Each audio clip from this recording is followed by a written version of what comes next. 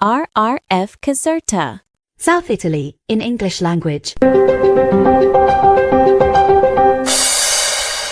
It is February 2026. It is. And if you look at the calendar, we are exactly 4 years past the moment the tanks first rolled across the border. 4 full years since the full-scale invasion of Ukraine. Right, which is just a really long time. And if you are just looking at a map of the front lines today, not much has changed recently. No, it really hasn't. It looks stagnant. It looks like a stalemate, like a totally frozen conflict in a frozen landscape. It certainly feels that way on the surface. I mean, we see the same trenches, the same artillery duels, the same attrition. Yeah. It is very easy to think the war has just settled into this grim rhythm that isn't going to break anytime soon. But that is exactly why we are here. Yeah. Because I have been reading through the stack of reports, the intelligence leaks, and the diplomatic cables we pulled together for this deep dive. And there is a lot to unpack. So much. And let me tell you, the map is lying. Or at least, it is definitely not telling the whole story. Not even close. Underneath that frozen surface, things are moving incredibly fast. The tectonic plates are shifting. We're seeing a flurry of activity that suggests we aren't just in another year of the same war. Right. We might actually be entering a completely new phase. The nature of the conflict is evolving in ways that are, frankly, quite alarming. So our mission today for you listening is to look past those trenches. We are going to unpack 3 specific hidden layers of this war that are exploding right now. Let's do it. First, we're going to take you inside a secret meeting room in Abu Dhabi. And I am not talking about low-level bureaucrats trading paperwork. No, definitely not. We are talking about high-level spies and envoys from the U.S., Russia, and Ukraine sitting at the absolute same table. And the cast of characters at that table is, well, it's unexpected. Very. It tells us a lot about how the wind is blowing right now. Then we are going to look up, way up. We have got reports on a shadow war that has expanded literally into orbit. With Russian satellites actively stalking European assets. Yeah, which sounds like sci-fi, but it's happening. And then we will bring it back down to Earth, where cyber attacks are hitting the Winter Olympics in Italy. Right. And finally, we have to follow the money and the manpower. We are talking about a massive 90 billion euro loan with a very complicated catch. High-stakes catch, for sure. And a really disturbing investigation into how Russia is finding soldiers in places you would not expect. So it's February 2026, and the rules of the game are definitely changing. So let's dive in. I want to start with the thing that surprised me the most out of all the source material. The Abu Dhabi talks. Exactly. Because for years, the official line has mostly been no talking until withdrawal. Right. But suddenly, there are reports of a trilateral negotiation happening in the UAE. What is actually going on in Abu Dhabi? Well, this is the elephant in the room of global diplomacy right now. Yeah. We are seeing a trilateral format, Ukraine, Russia, and the United States. But what is crucial here for you to understand is that these aren't public peace summits. No flags and photo ops. Exactly. These are secret back-channel talks. And the reason we know they are serious is because of who actually showed up. Right. I saw the list in the reports, and it honestly felt like a spy novel. It really does. On the Russian side, you have got Igor Kostyukov. Who is he exactly? So Kostyukov isn't a diplomat at all. He is the head of the GRU. Which is military intelligence? Yes. Russia's military intelligence agency. To give you some context, the GRU is the agency often linked to things like the Skripal poisonings in the UK. Oh, wow. Or sabotage operations across Europe. They are the hard power guys. Right. You do not send the head of the GRU to discuss grain shipments or cultural exchanges. You send him to discuss threats? Threats, security guarantees, troop dispositions. He is the muscle. So he is the muscle. Yeah. And then on the Ukrainian side, you have Rustem Umerov, the national security and defense negotiator. Which makes total sense. That makes sense. But then you look at the American side. We have got Steve Witkoff, the special envoy, and Jared Kushner, the son-in-law of President Trump. This is what I just cannot wrap my head around. Kushner isn't the Secretary of State. He is not a career diplomat. No. Why is he at the table with the head of Russian military intelligence? It signals a massive shift in American strategy now that Donald Trump is back in the White House. Okay. It suggests a move away from institutional diplomacy, bypassing the State Department machinery. Right, going straight to personal diplomacy. Exactly. Transactional personal diplomacy. Kushner represents the president directly. Because he's family. Right. It tells Moscow and Kiev that the decisions made at this table do not have to go through a dozen committees. It's a deal-maker approach. Completely. So you have got the real estate developer style meeting this spy chief style. It's quite the dynamic. It must be fascinating to be a fly on the wall in that room. But are they actually getting anywhere? Well, because the reports I am seeing in our sources are completely contradictory. Contradictory is putting it mildly. The narratives are entirely split right now. On one side, you have Marco Rubio, the U.S. Secretary of State. He went on record cautiously saying there is real progress being made. He used those words. He said, and I quote, "We believe we have made real progress," though he did warn not to expect a press release until the deal is actually done. Okay, so the U.S. is sounding optimistic, but what about the people actually fighting the war on the ground? They are much less optimistic. The Europeans and the Ukrainians are incredibly wary of these talks. Understandably. A spokesperson for the EU Commission flat out said there are no signs that Vladimir Putin actually wants peace. Right. And the Ukrainian Foreign Ministry spokesperson, Hiro Hitiki, used a very specific phrase. He said they are in Abu Dhabi to understand the true intentions of Moscow and Washington. True intentions. That sounds almost paranoid. Or maybe just realistic. It is survival instinct. Ukraine is terrified of being managed by the bigger powers. Oh, like they're worried the U.S. and Russia might just cut a deal over their heads. Precisely. They are there to figure out if this is a surrender demand dressed up as a peace deal, or if there is actually a genuine path to security. Did they get anything concrete out of it yet? Or is it just a lot of talking? President Zelensky did mention one tangible outcome recently. He anticipates a significant prisoner exchange soon. Which is obviously great for the families involved. It is huge for them. But in the grand scheme of the war, prisoner swaps are fairly transactional. Right. They happen even when the fighting is at its worst. Exactly. The reports indicate the talks are mostly focused on military and technical issues right now. So this is definitely not a grand peace treaty yet. No. It is more like they are figuring out the mechanics of a stalemate. Well, while they are sitting in the desert discussing the mechanics, the actual war seems to be leaking out of the designated battlefield. Leaking into orbit, yeah. Yeah. I was reading that report from the Financial Times that you included in the stack, and it honestly sounded like something out of a video game. The space front is fascinating. I mean, I knew satellites were used for spying, obviously, but this FT report talks about Russian satellites actually stalking European ones? Yeah, it is called a shadow war for a reason. The report identifies two specific Russian space probes. Luch 1 and Luch 2. Right. And these aren't just sitting in a static orbit taking pictures of the ground. They are actively maneuvering. Maneuvering how? They're intercepting data from European satellites. Just vacuuming it up. Exactly. But the real concern among European security officials isn't just the data theft. It is the physical threat. Meaning what? These probes are getting close enough to potentially manipulate the trajectory of the European satellites. Okay, explain that to me like I am 5. How does one satellite push another satellite around in space? Yeah. Are they physically ramming into them? Think of it like high-speed tailgating on the highway. Okay. But you're doing it at 17,000 miles per hour. Wow. If you get close enough, you can use your thrusters to create wake turbulence, or you could simply block their solar panels or their antennas. And what's the ultimate fear there? A collision. Which would be bad for everyone. Catastrophic. If you crash two satellites, you do not just lose the hardware. You create a massive cloud of debris. Just pieces flying everywhere. Thousands of pieces of shrapnel moving faster than bullets. And that debris can hit other satellites, creating more debris. It's a chain reaction. Right. It is called the Kessler syndrome. You could effectively render that entire orbit unusable for everyone. So no GPS, no weather forecasting, no military surveillance. Exactly. So Russia is basically playing a game of chicken with the entire world's communication infrastructure. It's a way to threaten the West without dropping a single bomb. It sends a clear message. We can turn off your lights, and you cannot stop us.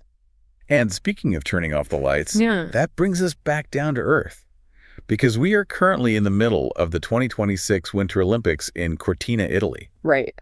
You would think a global sporting event would be a safe zone from all this. In 2026, there are no safe zones. Obviously not. A Russian hacker group called Nonem057 has claimed responsibility for a massive wave of DDoS attacks targeting the Olympics. I have heard of DDoS attacks.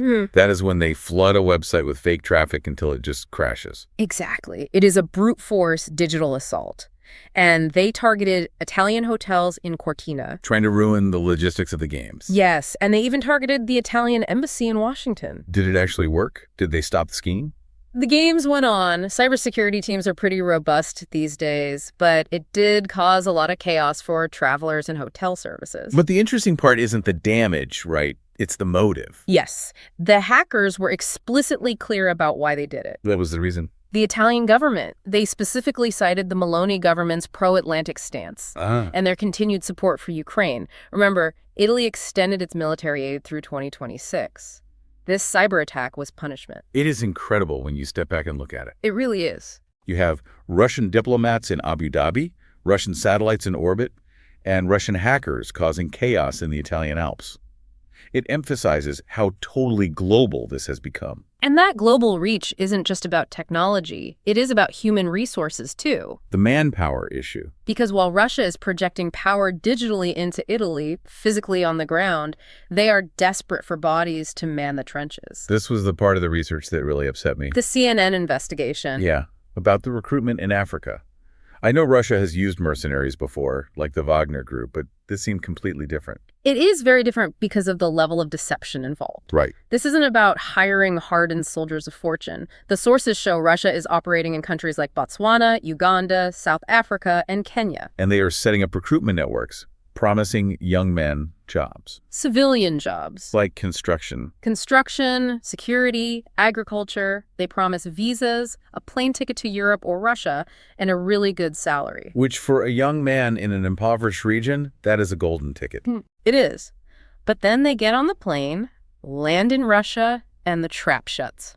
Just like that. The investigation found that once they arrive, their passports are often immediately confiscated. That is terrifying. And then they are coerced, sometimes physically, sometimes through bureaucratic entrapment, into signing contracts with the Russian military. It is a classic bait and switch. You think you are going to build houses in Moscow, and 2 weeks later you are shivering in a trench in the Donbass. It is essentially state-sponsored human trafficking. The Russian ministries of defense and foreign affairs haven't commented on these accusations, obviously. Right. But the fact that they're going to these lengths sourcing manpower from thousands of miles away by tricking civilians, it tells us something very important about the state of the Russian army. It tells us they are running out of Russians willing to fight. Or that the political cost of drafting more everyday Russians is just too high for Putin right now. Right. He would rather use unsuspecting foreigners than trigger another mass mobilization in Moscow or St. Petersburg. But the churn on the front line is still massive. I saw the casualty numbers in the reports, and they're really confusing to look at. It is an information war as much as a kinetic one. Right, because President Zelensky recently stated that 55,000 Ukrainian soldiers have died since the start of the war. Which is a tragic number, but honestly lower than some independent estimates I have seen. Yeah, but then you look at the Russian claims. Moscow says enemy losses, meaning Ukraine, are over 1.2 million. 1.2 million. That seems mathematically impossible given the size of the forces involved. It likely is impossible. It is pure propaganda. Who is that for? It serves a domestic purpose, to convince the Russian public that they are winning a war of attrition. Got it. But for the people actually living in Ukraine, the big numbers do not matter as much as the daily reality. Because we are in the depths of winter right now. It is minus 20 degrees Celsius. And the power grid is still being hit. Constantly. Over 1,100 buildings in Kyiv are currently completely without heat. That is brutal. In Kharkiv and Odessa, residential buildings are hit repeatedly. And there was a specific incident mentioned in the sources from Drushkivka that really highlights the brutality. The cluster bomb attack. Yes. A cluster bomb attack on a market. A market. Like a place where people are just buying groceries. Yes, in the middle of the day.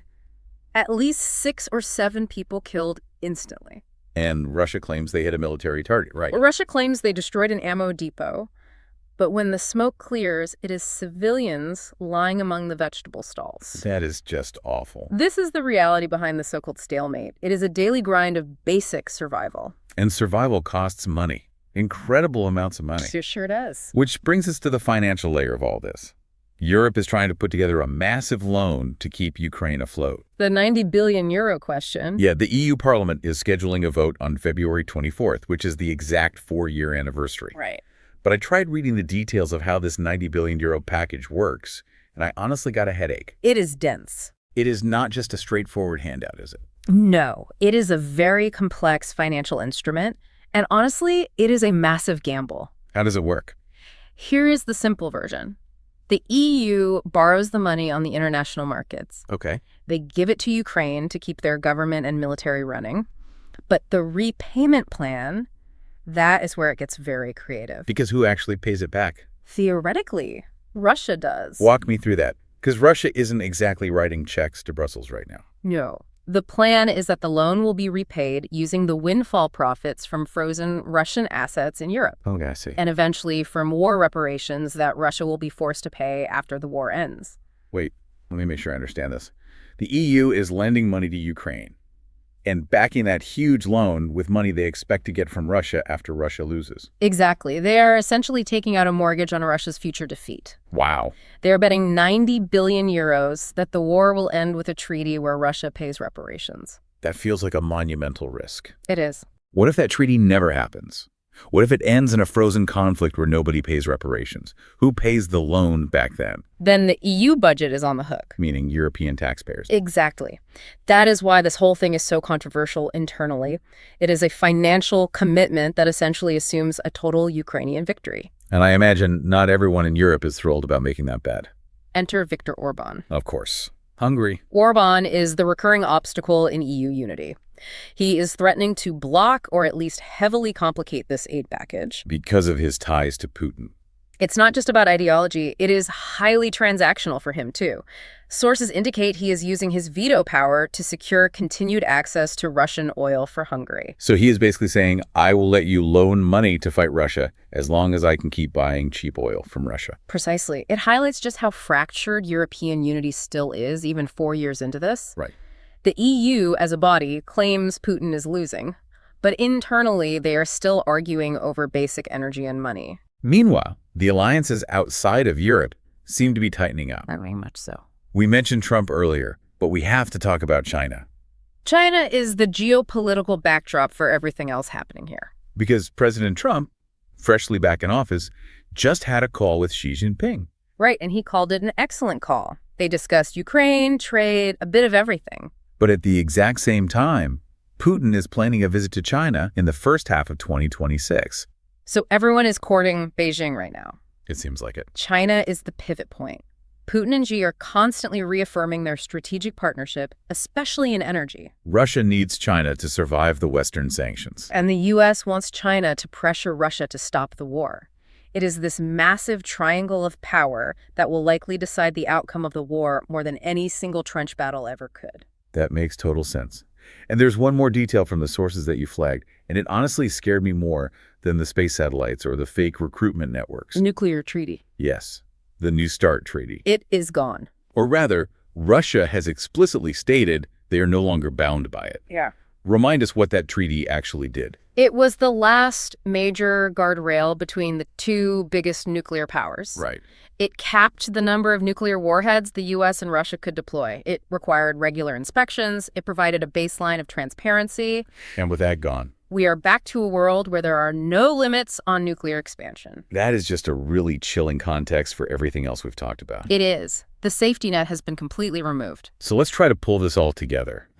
Because we started this conversation saying the map looks frozen, but clearly the world is on fire underneath. Exactly. If you just look at the front line, you miss the actual story. The story is that the war has metastasized. Right. We have a diplomatic layer in Abu Dhabi where Trump's personal envoys and Putin's spy chiefs are sitting in a room trying to figure out if they can make a deal. While at the exact same time, the shadow war is escalating in space and cyberspace, threatening the global economy and basic infrastructure. The war has become totally normalized.